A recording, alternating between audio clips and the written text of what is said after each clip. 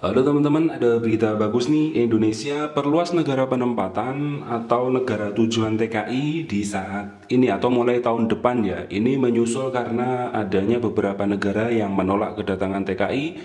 Sedangkan calon TKI di Indonesia itu yang siap berangkat sudah banyak sekali. Ada yang mereka pulang di PHK dipecat dan ada mereka yang sudah daftar dan ingin kembali ke negara tujuan namun belum bisa hingga saat ini.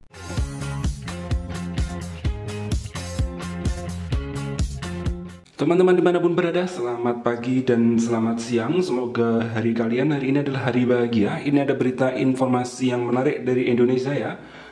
Diberitakan dari CNN Indonesia bahwasanya Kementerian Tenaga Kerja sekarang akan memperluas jaringan atau negara tujuan para TKI. Hal ini tentu membuat kabar bahagia bagi kita atau keluarga kita yang saat ini sedang menanti keberangkatan ke luar negeri atau ke negara tertentu, namun negara tersebut belum menerima kita ya.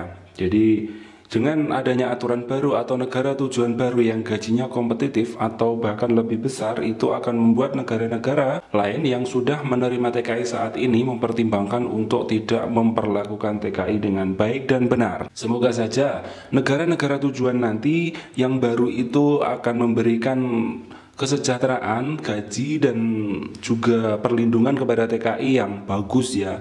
Jangan sampai Indonesia mencari negara baru tapi gajinya lebih rendah dari negara yang ada saat ini seperti Hong Kong, Taiwan, Saudi, Korea, Singapura, Malaysia, dan lain-lainnya.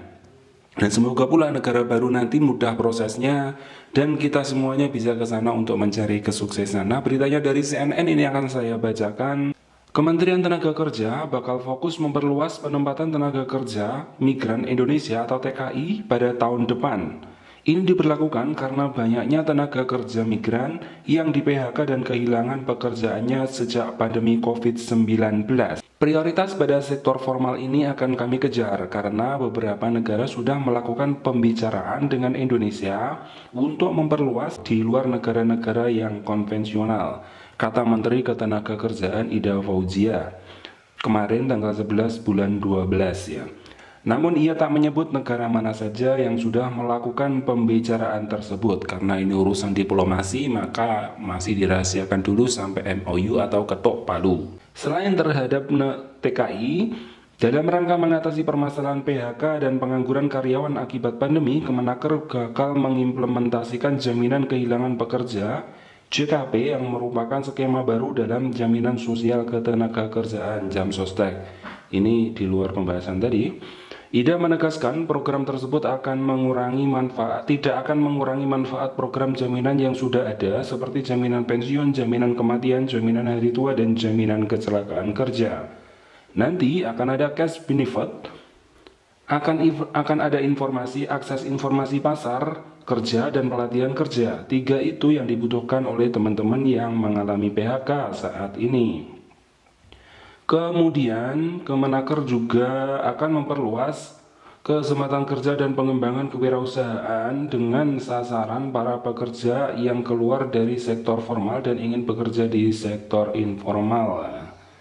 Karena selama pandemi banyak tenaga kerja kita yang masuk ke sektor informal, kita harus lakukan perluasan kesempatan kerja dengan mengembangkan kewirausahaan imbuhnya.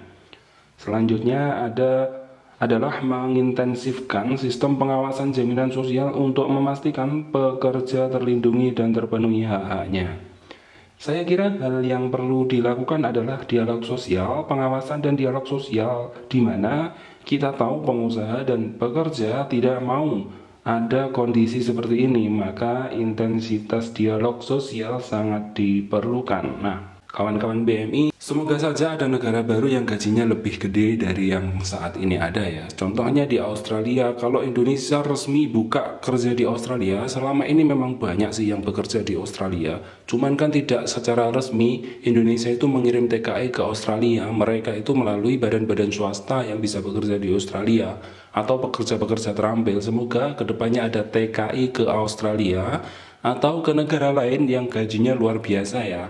Seperti negara-negara di Eropa, contohnya ke Inggris atau ke mana, itu lebih enak karena gajinya mungkin akan lebih besar lagi. Nah, Semoga saja informasi ini segera terrealisasi dan teman-teman yang atau negara yang saat ini ditutup segera dibuka kembali dan kita bisa bekerja dan mengirimkan uang kita ke Indonesia, karena TKI itu adalah pahlawan devisa. Maksudnya gimana sih pahlawan devisa itu? Devisa negara itu maksudnya gimana? Apa kalian bayar ke negara? Tidak begitu kawan. Jadi masih banyak yang belum paham tentang devisa negara. Yang dimaksud adalah begini, kita itu bekerja di contoh ya, di luar negeri, kemudian kita mendapatkan uang di sana karena bekerja, kita tuh dibayar. Uang kita kirimkan ke Indonesia. Itulah.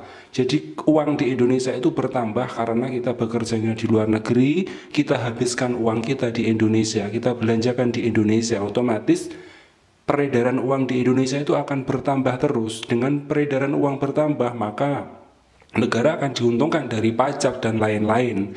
Itulah yang dinamakan devisa negara. Bukan kita itu bayar ke negara, tidak seperti itu ya kawan.